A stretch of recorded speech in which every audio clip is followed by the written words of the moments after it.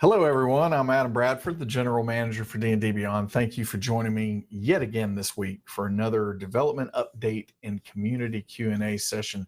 Thank you for being here. I really do appreciate it. Let's hang out a little bit. I will get questions from you throughout the stream. Be sure to jump in and preface that with the word question, where our magic little ritual spell here will pick it up, and we'll get to those later. We're going to also do a pop talk today, so let's talk about everything that we're going to do. So latest updates, as always. We'll talk about where we are with the Encounter Builder Alpha, some exciting things going on there. Data update, we got a request from Discord to look at alignment, and so we're going to do that today. And then what's upcoming, we've had a little bit change here, some things moving around, so we're going to take a look at the public feature roadmap to give you guys the latest on that. Let's do some pop talk today, and then we will have the question section. So latest updates first. So mobile beta character sheet. We're going to have more to show on this pretty soon. I thought I might have something this week, but I'm pretty sure that next week we'll at least start looking at some things. The DDB Avray bot. This is important right here, all right? So the DDB Avray bot, all right? So as we have bought Avray, and let's say this is going to be hard for me because the creator of this bot, Andrew Zhu, he has called this Avray from the beginning, and that is what I have gotten used to saying. But we did a completely scientific, buttoned up in every way, statistically significant poll pretty recently, and it was very clear that the overwhelming majority of people did not call it Avray. And so that means that I'm going to have to buck my habit and start calling it Avray. So we're going with Avray, and that is our final answer.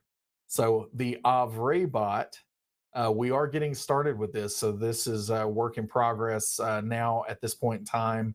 And I actually I see that I'm missing some WIP tags on these, but Avray is getting started on the D&D Beyond platform. Content management is in progress at this point in time. We're starting to get things going with content management, which is whitelisting and blacklisting sources, where your sneaky players cannot read ahead of you when it comes to your adventures. So if you're trying to run Ghost of Saltmarsh and Tim always just jumps ahead of you and reads what's going on, and you wonder why he is such a good role player and how he just knows the solution to every problem because he just goes and reads ahead of you. You're going to be able to cut Tim out from that process now when this content management stuff starts to come along. And then as we were looking at content management, we understood that within the context of a campaign, we needed some way. Slack's pinging me. I always forget the do not disturb. I never remember it. All right, we're good now. So we realized that we needed a context for these changes in the content management to live within. And so it made sense for that to be on the campaign page. And the campaign page, the My Campaigns page, is one of our most frequented pages. It is not in the best of shape. And so we are kind of, as we're doing content management here, taking this opportunity to give, a little bit of a facelift to the My Campaigns area and hopefully make that more usable and improve there as well. And then, yes, we are continuing to work on the Encounter Builder Alpha refinement phase, which is parsing all of the feedback from the community, you guys helping us build the builder here, and us putting that into place. So on Pop Talk, before we forget that, on Pop Talk, go ahead and preface that in chat with Pop and whatever topic you would like for me to talk about. Hopefully it's not going to be anything too strange or off the wall or something that I don't know about. because if it's something I don't know about, then I'm just going to have to sing for 3 to 5 minutes. And that's probably not what you guys want to hear or see today. All right. So, next, the Encounter Builder weekly update. So, in progress this week, we're going to do this live. This is totally not in progress anymore. Completed. There we go. So completed. We've put in rich text, encounter description, summary, and treasure fields. And so all of that's in place. We're going to take a look at that in a second. And then we've done some additional accessibility updates. So those are the things that have actually released this week. And then what we've been working on also this week that we'll release as soon as we're done with them. Obviously, we're continuing to look at the feedback. The feedback coming in is incredible. We're really grateful for that. We're conceptualizing the run and encounter, the encounter tracking part of this, and so that's pretty exciting. Mobile views design, it's not working on your phone yet, so we're getting a lot of feedback that it's not working on the phone. We are very, very aware of that at this point in time because we haven't even implemented anything on that front, but that's starting to come together from a design perspective. Triaging bugs and typos, and then homebrew is one of the big things that we're working on right now. I imagine it's not going to be too much longer before we see that come into the alpha where you can use your homebrew monsters for that. So let's take a look on the encounter builder now. Try to zoom in here. So on the encounter builder, we now have a summary tab that you can come in and see. So on the summary, you can add flavor text, some kind of short summary maybe for your encounter. This is the most amazing, oops, I can't spell, encounter that has ever been created. Exclamation point. So I think that every one of you creating encounters out there, you should use this is the most amazing encounter that has ever been created for your short description. For the encounter description, you can actually go in here and again, this is free text, and you can type in whatever it is that you'd like people to understand about the encounter. That could be kind of notes to help other people play this because these will be shareable at some point in the future. And, or it could be just how the encounter itself plays out. It could be just DM notes that you want to keep in mind for yourself. When we get to these for the official encounters that are currently in all the adventures that have already been released, and of course the future adventures, you are going to see that we will add text in this area that is that we're trying to summarize and help DMs out with that text as well. And you will be able to take that and make that encounter your own and modify it in some way. But we'll provide notes and text for you to help run it, even if it's from an official adventure as well. And then treasure and rewards. Right now, this is text.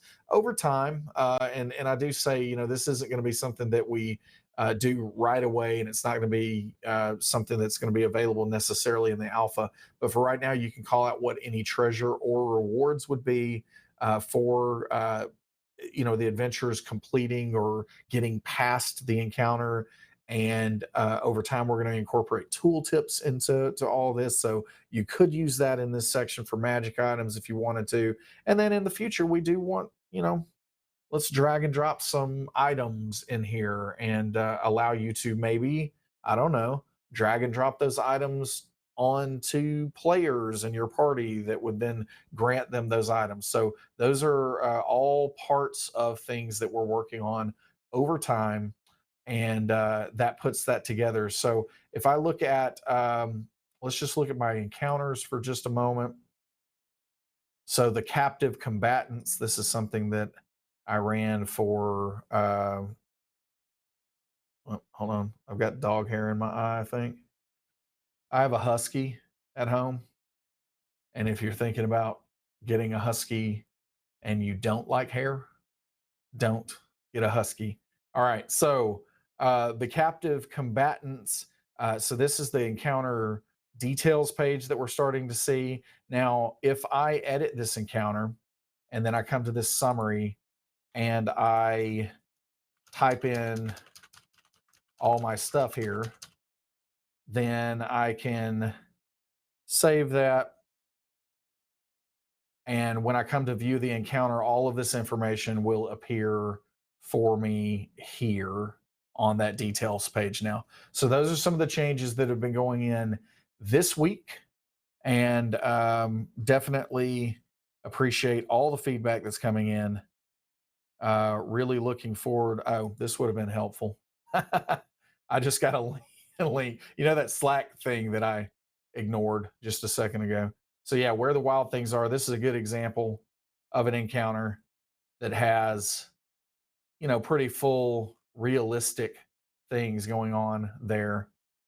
So yeah, that's what's been added this week, and we're going to continue as always to add more and more to this. So let's see here, straw poll. We're going to check out some pop talk recommendations. All right, so let's try this one out. So pop talk topic. All right, so number one from Big Hearted Guy. How would you entice non-D&D players to try it out? I like that one. We got, let's see, Kung Fu Utah. What features would you like to have on your own infernal machine in Avernus? That's a good one. And here we got another one. Mighty Samson. That's the name of my husky, by the way, Samson. Pop, what's an average work day like? Ooh, a day in the life. What would that be like? And then let's do a couple more here from Kenlanders, maybe Kenlanders. What other properties would you like to see D&D be merged with, like Stranger Things and Rick and Morty? That's a good one too. And then finally, Saber Runner, your dog. How good are they? Pictures mandatory. All right, create this poll. And I don't know how the delay works here, but we'll get this into our chat. So check it out. Let's see what happens here. Let's take a look at our results. How would you entice D&D players? Uh-oh. It looks like we got some dog lovers out there. All right. Go vote, and then we will check this out when the pop talk time comes and go from there. Data update. So we got character alignment for today. And we're going to just jump right in here. So this is of characters that, so again, I don't even know how many million characters we are now. I think we at least have 12 million. And I think it's climbing past that by a good clip. But with all the characters that are in D&D Beyond, character alignment is not always chosen. And I actually asked that question, but this was my fault. It was late in the process. So I don't necessarily know how many active characters are not choosing an alignment yet. So I do want to throw that out there that out of that population size, we're definitely going to have some people that are not going to the description area and marking an alignment in general. And I don't quite know what that percentage is, but we're going to try to figure that out, and we can share that with you later. But of characters that do select an alignment, here is the distribution that we see across all classes, all levels, everything else. Chaotic Good is the winner here. What is interesting, the last time that we did this, Chaotic Neutral was not quite as popular as we see it actually is now. So basically, Chaotic Good was in a commanding lead the last time we shared these numbers, which has been possibly a year ago. It's been a while. But Chaotic Neutral has really picked up steam here. So we got a lot of people that, just want to do whatever they want to do whenever they want to do it.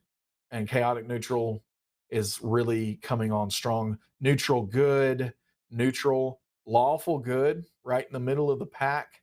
Chaotic evil, that makes a lot of sense that it's at the bottom here. Lawful evil and neutral evil are also represented. Again, across all those characters, we don't know at this point in time how many of those might be NPCs that dungeon masters are creating for their campaigns as well. Over time, as we get some better organization in place with that, we'll have a little more insight into that. But I think that when I am looking at this, nothing really surprises me based on the 25 plus years that I have played with hundreds of people in Dungeons and Dragons. All of this makes complete and total sense to me. So this is character alignment distribution amongst D&D Beyond characters. If you got any questions about that, feel free to ask that. In the meantime, let's give away a legendary bundle. I think this is a popular part of dev updates typically. I think people like this. So to qualify for the legendary bundle, you will need to type in chat. It doesn't matter what you type. You can talk about my good boy Samson. Sometimes he's good. You can talk about, oh man, this is neck and neck between the dog and an average work day. So let's see how this goes. If you haven't voted yet, hopefully somebody can put this in the chat. Well, don't put it in the chat right now because nobody's going to know it. All right. So I think that people are probably in a good place with typing here something in chat. We're going to give this away in 5, 4, 3, 2, 1. Wolf of the Bees. Congratulations. Wolf of the Bees. I would love to understand the background behind that username. Wolf of the Bees. Congratulations. You have won a legendary bundle, Wolf of the Bees. All right. So someone hopefully is watching and is going to award that to you anytime now. There's also another little thing here that was kind of just, breaking news, right? So it was kind of one of those things where I wasn't exactly sure if it was going to happen or not before this, but we'll go ahead and say, oh, it always opens in Photoshop. Come on, Photoshop, quit it. All right, I'm going to try it this way. Open with standard photos, and maybe we can zoom in here, but we'll go on and say here that the Artificer, the Archivist, and the Battlesmith are available now. So this was like super, super breaking news just before the dev update today. So you should be able to get to the 2 new subclasses on D&D Beyond at this point in time. And a couple of notes. So the Artificer is unlike many of the other classes. There are several things that have thrown us for a loop as far as like how to support some of these new systems that are being introduced, which this is natural as the game's been around since 2014 and we haven't seen a new base class come into existence. This is the first time that's happening. So yes, there's going to be some amount of lift involved in this, but some of these are definitely more tricky than others, but they are available for you to use now. A couple of notes, though, before we get a lot of bug reports for things that we are not considering to be bugs at this point in time. The fact of the matter is, with this being playtest content, we are deciding our approach to this typically is that we are not going to really pull out the stops to make sure something is supported until we know that it is going into a published product. So there are a couple of gaps on the Archivist and the Battlesmith that we're not going to be able to cover immediately. And but we think that there are reasonable workarounds, or you can reasonably track this stuff manually. And so that's the decision point that we're making. Again, it's between spending a lot of time on this thing that could change before this is eventually published, or waiting on that published thing to really make sure that we do exactly what's needed. And so on the Archivist, basically the Mind Network class feature, it is not going, the bonus to psychic damage from that feature is not automatically added to spells or abilities. Okay, so this isn't incredibly out of the ordinary. You've got to remember to add that yourself. So at a table play situation with the Mind Network feature, and then for the Battlesmith, the Iron Defender, it scales with proficiency bonus of the Battlesmith, and that is another thing similar to Beast, to the Beast companion for a ranger that we currently do not support, but it is called out in the feature, and so hopefully you're going to be able to remember to apply that as you're playing manually. So just a couple of areas that we're not really able to handle it in the best way at the moment, but if that becomes an actual, again, hard concrete instead of the wet concrete that it currently is, if that gets published, we'll look into ways to support that more fully. All right. And upcoming, let's talk about that. So I just said Archivist and Battlesmith were upcoming, but they aren't anymore because we got that done this morning and that's out now. So hopefully everybody can jump in and start testing out the Artificer changes. And then we do have initiative and combat tracking, phase 1 of that. That is in the upcoming bucket at this point in time. Wow. I really need to fire the person that is, kind of covering the slides here, because that actually would be me. So, track hit points. And let's see, what else are we going to be able to do here? Statuses, and then let's see, initiative order, obviously. So we'll say that's the summary for right now. So that is something that has now moved into the upcoming bucket. And then we've talked about the general feature system and dice rolling. So taking a look at our public roadmap now, we have made some updates here that we can cover. And we see that the alpha release, of course, that's moved over into completed. We're calling this alpha revision. So that's kind of the period where we are in alpha. We have the beta release, which is going to be the public release to non-subscribers. So that's now in upcoming. You see that content management has moved over into progress. And then the My Campaigns page updates are there as well. Mobile beta character sheet, we are certainly working on that and getting some offline functionality together for that. You see that combat initiative tracking has moved over here into the upcoming as well, because that's going to basically dovetail with what's going on in the Encounter Builder Alpha. To give you a little bit of an idea about our current plan, current plans can always change when they're no longer current, but current plan is we would want to release the Encounter Builder into beta form. So the public, everyone who, whether you're a subscriber or not, would be able to build encounters, while following that up with moving the combat and initiative tracking into alpha for subscribers. So it would kind of be like this iterative thing where those things replace each other.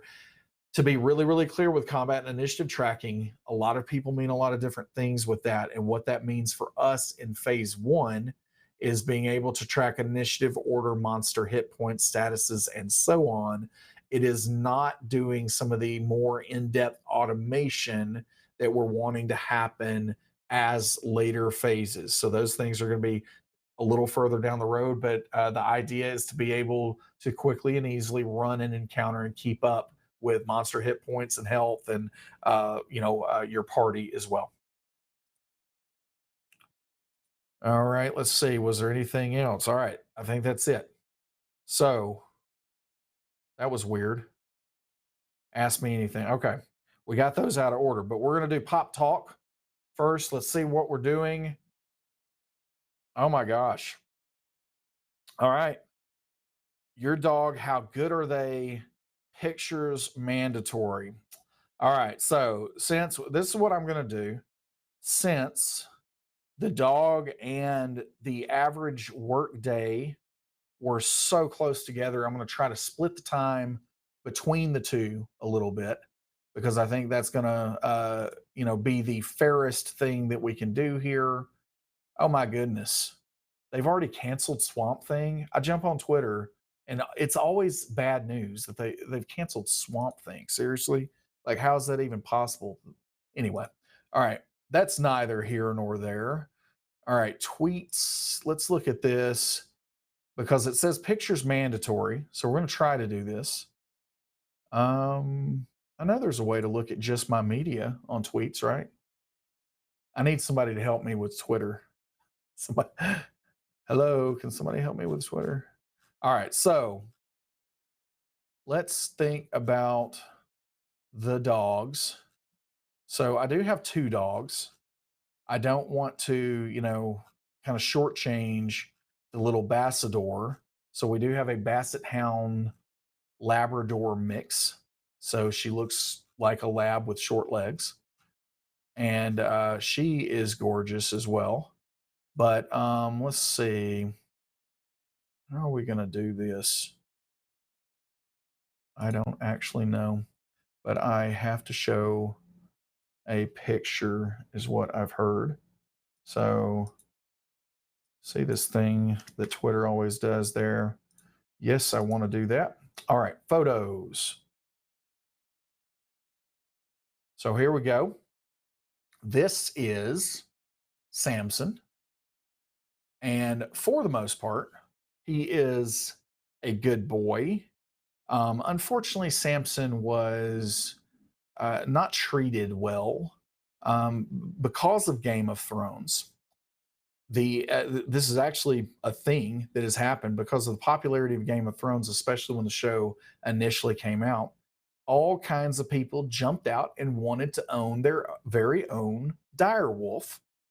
And unfortunately, what that meant is a lot of people picked up huskies to simulate the direwolves, and they had no idea how active, energetic, and potentially difficult huskies would be. And so many huskies ended up in shelters as a result. They were basically, it was kind of a joke that was going around, not a joke, that's a bad word for it, but a meme, I guess, or whatever, that it's like Game of Thrones orphans, a lot of these beautiful creatures.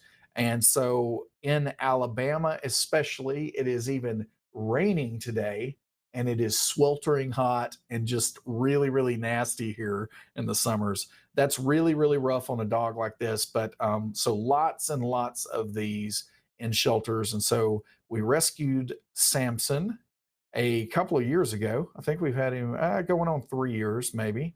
And so he's had a really rough life, and we're trying to help him figure out that we like him and that he's safe with us. So that's been a 3-year process, and we're still in the process of that. But he is a gorgeous creature, and like I said, he's really come a long way in 3 years. There was apparently some abuse associated with him in his early days. So anyway, he's got it made now. He's in a much better place. But yes, he is a good boy. And then I don't know if I've got to have it somewhere. Oh yeah, this is a good one. We'll do this one. Because again, I don't want to leave out my Bassador. So we're going to do her real quick as well. Twitter always puts this underscore large stuff on there. All right, so photos again. So there is Samson again with Delilah. So Samson and Delilah. And Delilah is a Bassador, Basset Hound Labrador mix. And I'm not exactly sure how much they like each other, to be honest, but in this picture, they at least pretended to act like they liked each other. But yeah, those are my beast companions, and they are a lot of work, but in general, anyway, they are very worth it. All right, let's check out what else. So, on the front of what does an average work day look like at D&D Beyond, that is going to vary wildly depending on who you're talking about. My day looks really, really different than most of the people on the team. And I will go ahead and say that for the most part, that major difference is I'm running from one meeting to the next meeting to the next meeting to the next meeting. So that is normally what my day looks like, and we're trying to work on that. I'm trying to get a little bit of breathing room on this because we're growing the team, and that's exciting. But if you are a developer, a day looks like coming in typically on developer hours is what we'll say. So you get to sleep a healthy amount working for D&D Beyond, and you get to come into the office and you're working with really, really great people. It is amazing to work in an environment where the things you talk about are the things that more or less everyone cares about. Because I've been in environments before where there's a lot of discussion about and this is going to get me in trouble probably, but we'll say CSI Miami, and I am not yucking anyone's yum with CSI or CI. Is it CSI Miami? I'm not doing that, but I'm just saying that is not something that I am personally passionate about, and it is not one of my fandoms.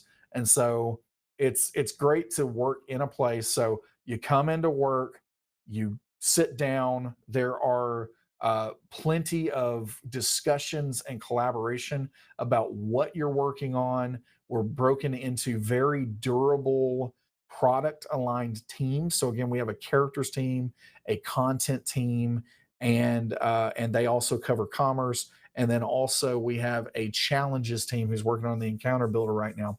So all these teams are built with durability. So you're with the same people on those teams. You build some really, really great relationships.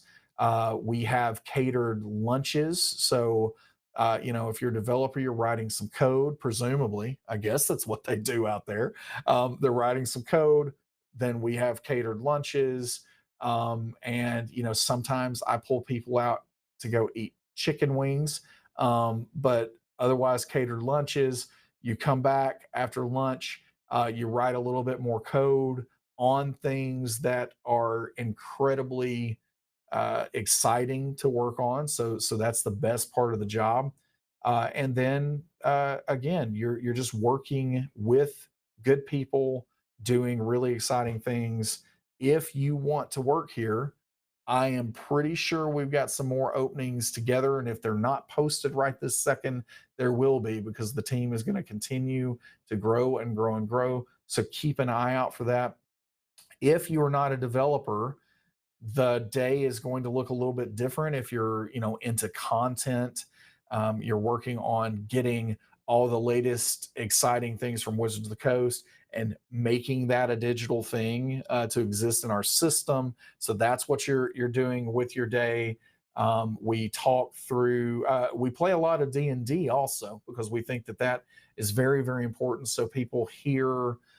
We have, I don't even know at this point, we have 4 or 5 games going throughout the week. So, everyone takes a couple of hours out of the week to go and play D&D and use the product and provide feedback.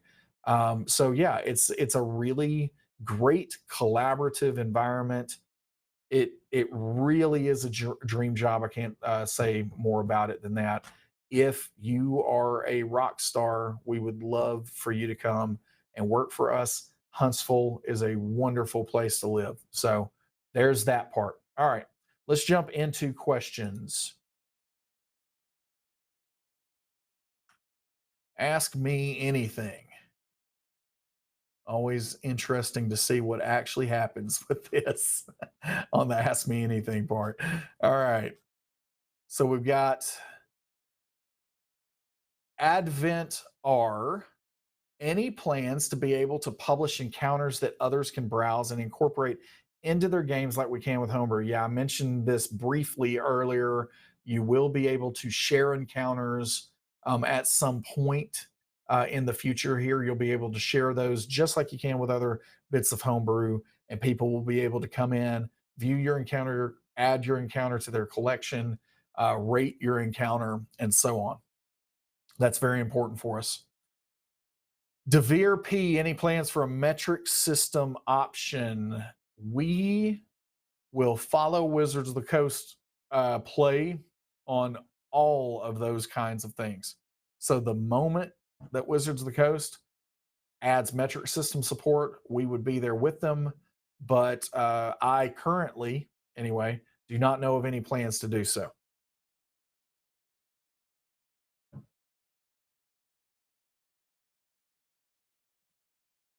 That's an interesting question.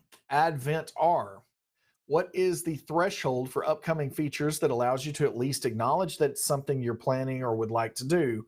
It seems like whenever you're asked about what you're excited for most, the answer is something I can't talk about right now. But of the things we've mentioned, most of that secrecy just has to do with the nature of how business operates. So it's less about not wanting to reveal what a feature or function would be, but it's more about potentially what that could mean, from a business standpoint. And so I know that sounds pretty vague as well, but yeah,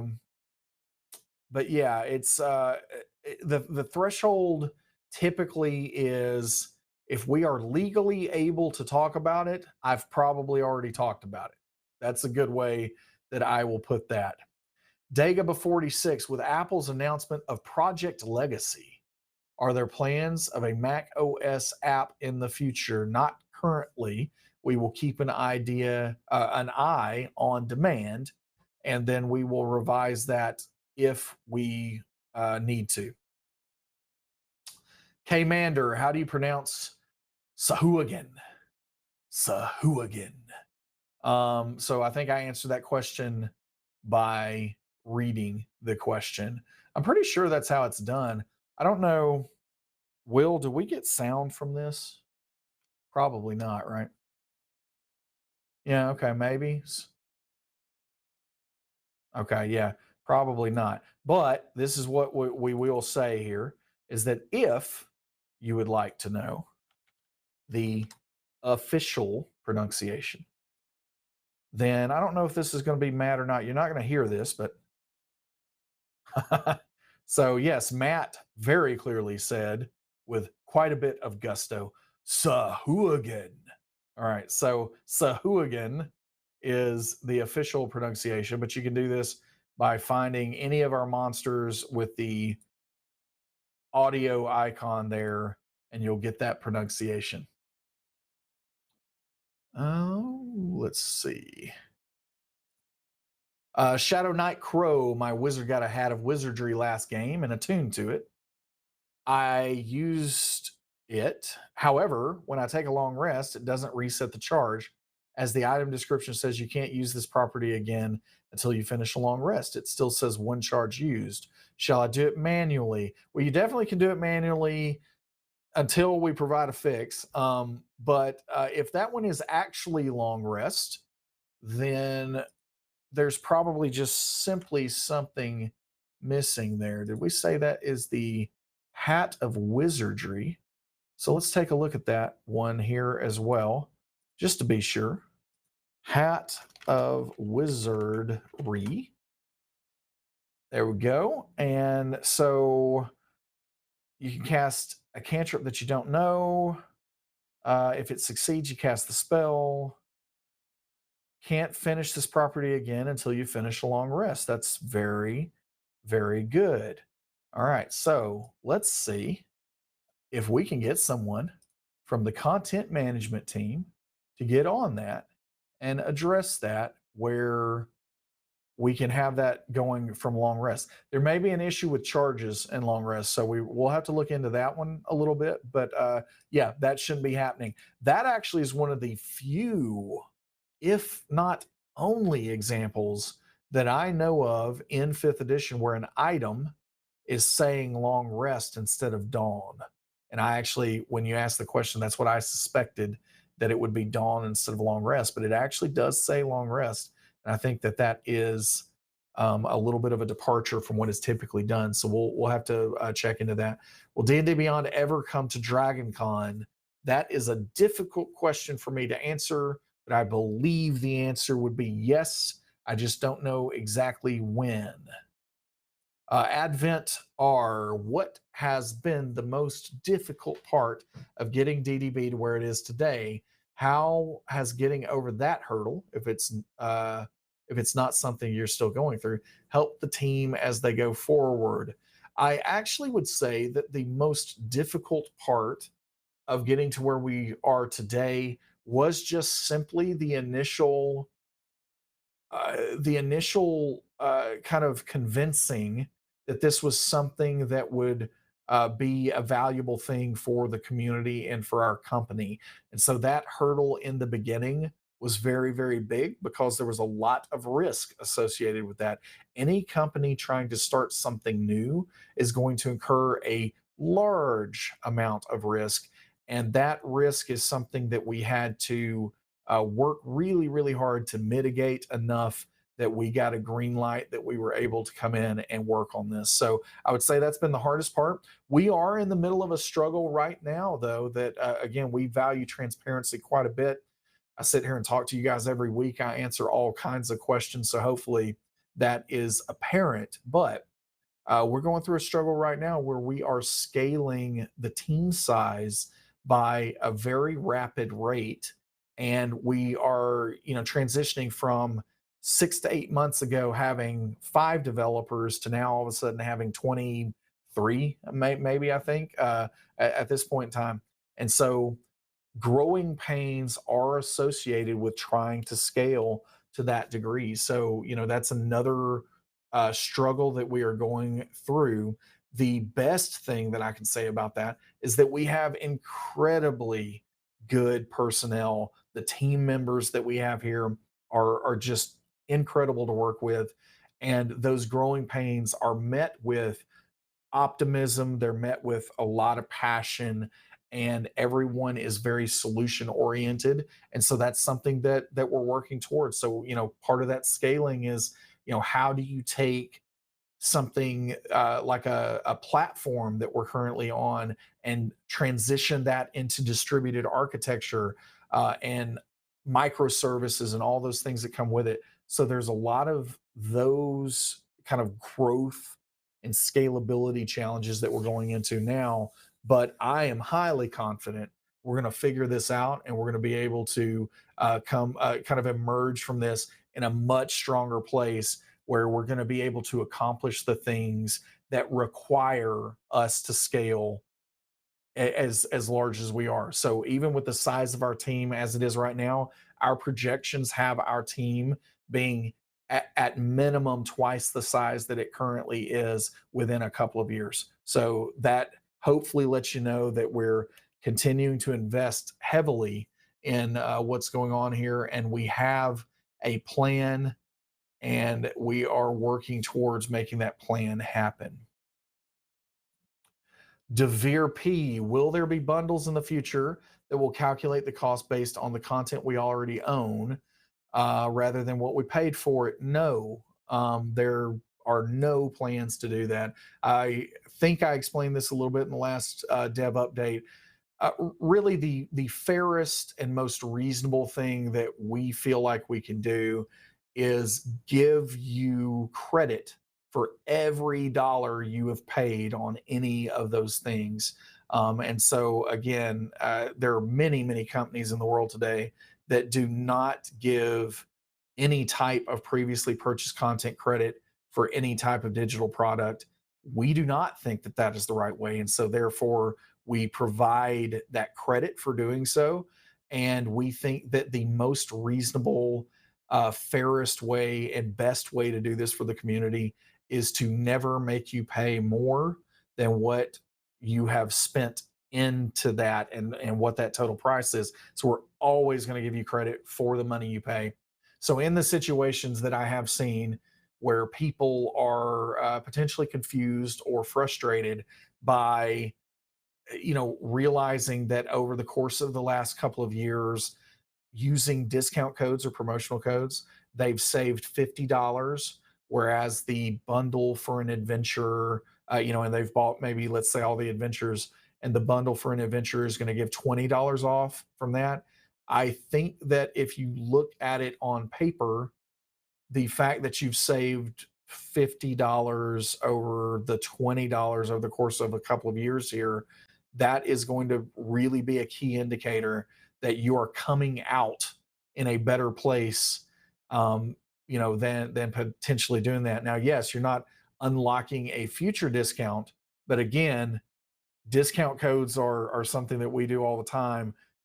There's a lot of ability to look at either of those situations and understand that you have flexibility to buy as you go, or you can buy all at one time, and you really are getting benefits on either side of that.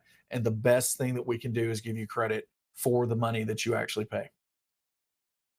All right, Soju Drama Queen, how's the Artificer update coming along? I hope it's going well. I hope, if you ask that question, you've probably turned the dev update off and are going to build your new Battlesmith, actually. So you probably aren't even around for the answer for the question. But if you're still there, have fun with that, and hopefully everything is going well. Army Aircat, I've tried to use D&D Beyond to run a campaign. However, I've found that I cannot customize my game the way I can with programs like Fantasy Grounds. Is this a feature that you've added or will add in the future? Customization is super important to DMs. I'm afraid that customization is very, very important to us, and we are fully aware that it's central to the Dungeons and Dragons game. I'm afraid with a question like this, though, this is far too open ended. I don't know what you mean by customization here. If there are specific places that you would like to see customization, uh, by all means, let us know about those things on our forums. And those are things that we incorporate into our roadmap all the time because, yes, we know it's important. You started out talking about campaigns. I'm not exactly sure what you mean by that. So again, it's going to be hard for me to fully answer the question other than saying it is important to us.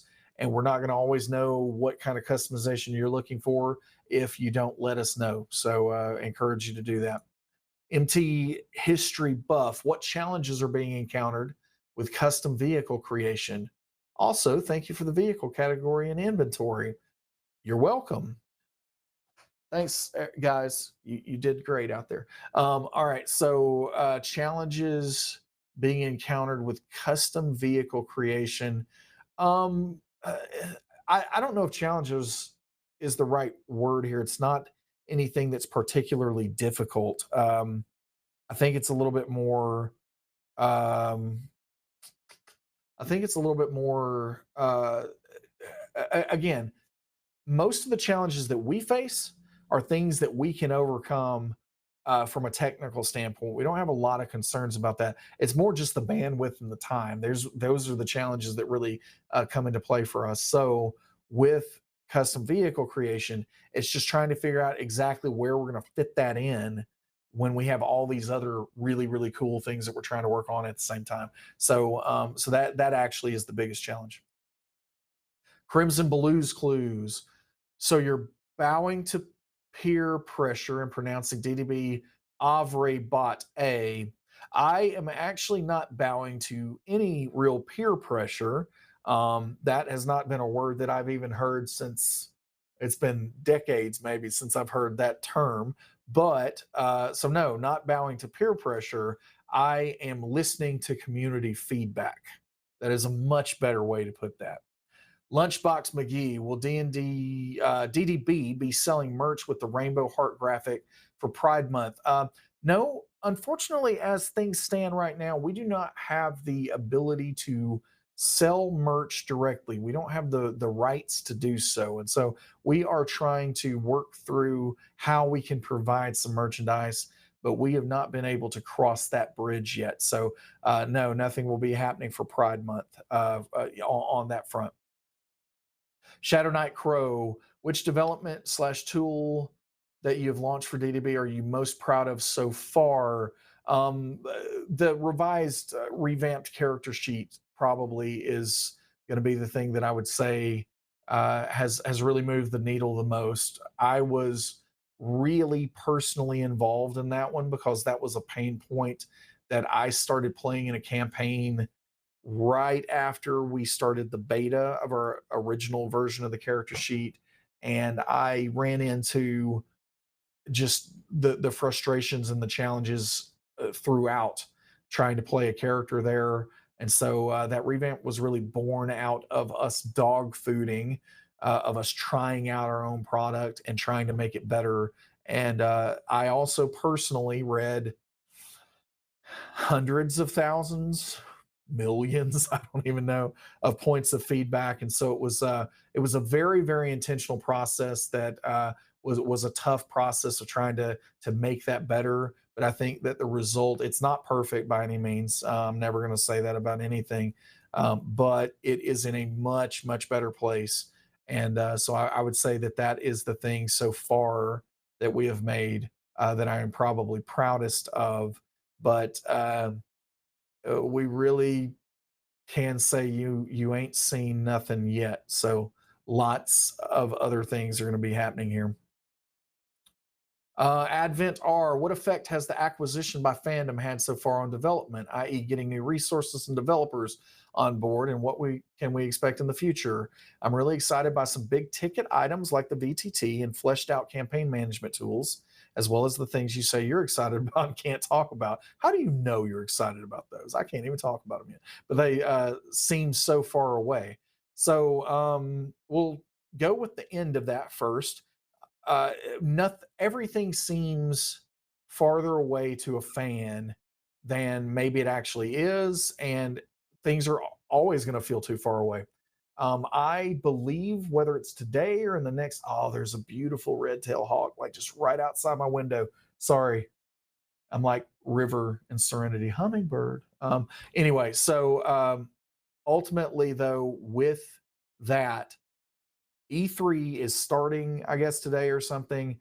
Marvel's Avengers video game is apparently like some kind of details being dropped about it. I am there for this. I'm excited. I don't even know what it is yet, but I'm excited.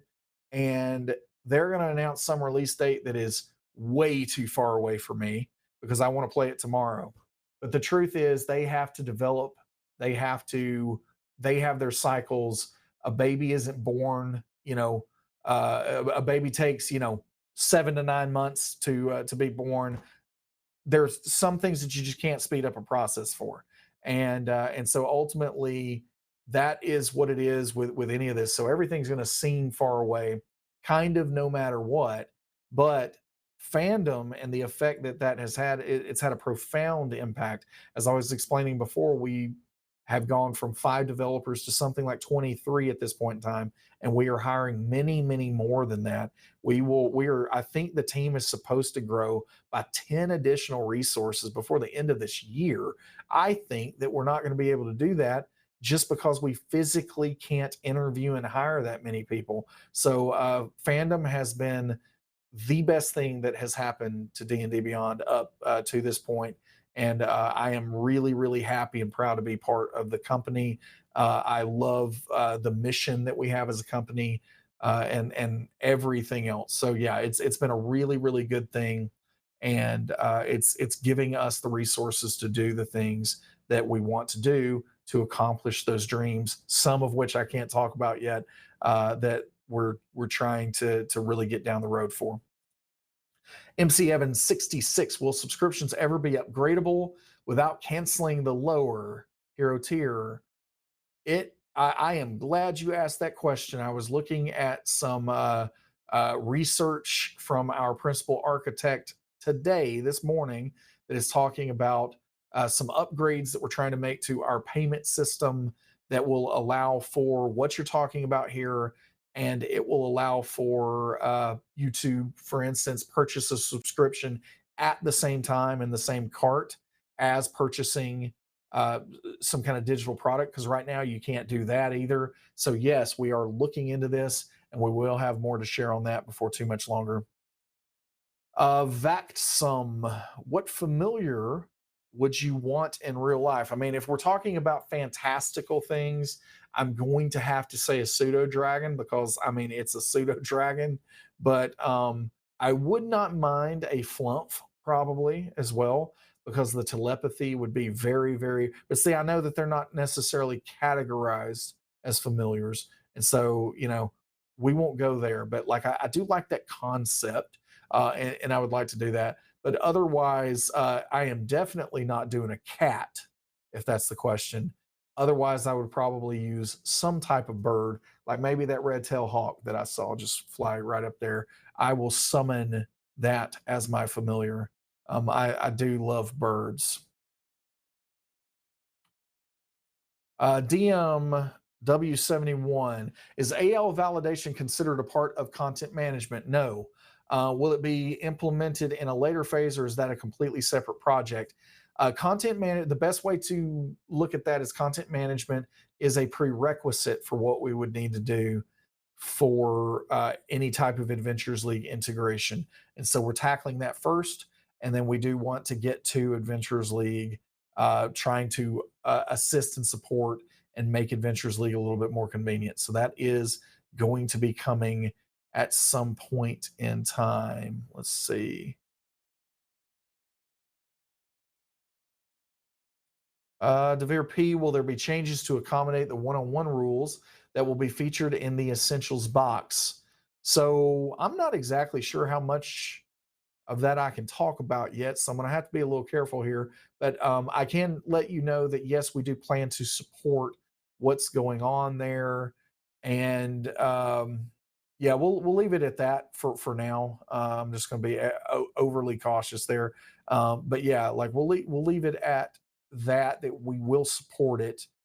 I'm not exactly sure if one-on-one rules means what a lot of the public thinks it means yet, but you will be able to play one-on-one. I'll say that, and yes, we will be able to support it. Mander, do you shave your dog Samson? Oh heavens, no. Does his strength decrease when it happens?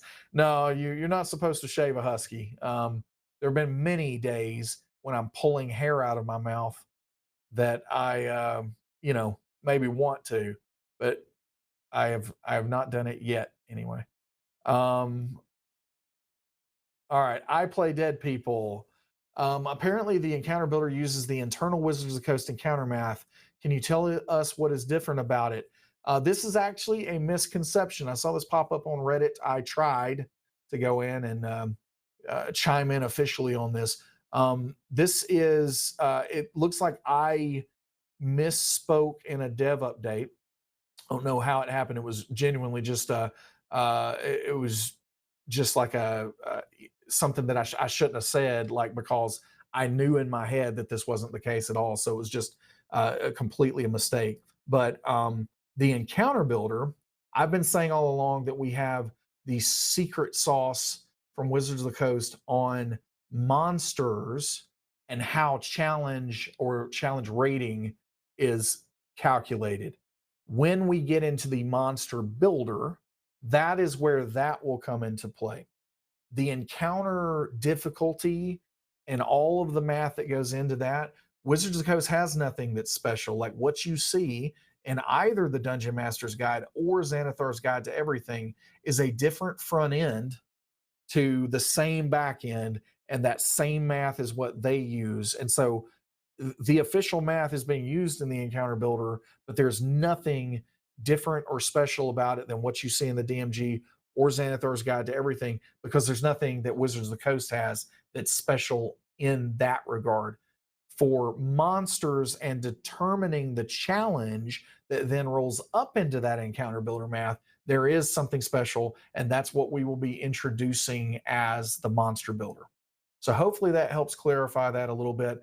I think I got my tongue twisted because I was talking about back in that dev update, someone linked a video. And I think I was talking about the encounter builder and the monster builder at the same time. And I said the wrong one for one of the things. But yeah, monster builder is where that special math starts coming into play. All right, it looks like we are out of time. Thank you so much again for joining me today. Really do appreciate it. Thanks for all the questions as always. We will be back next week. Join me then. Later, Gators.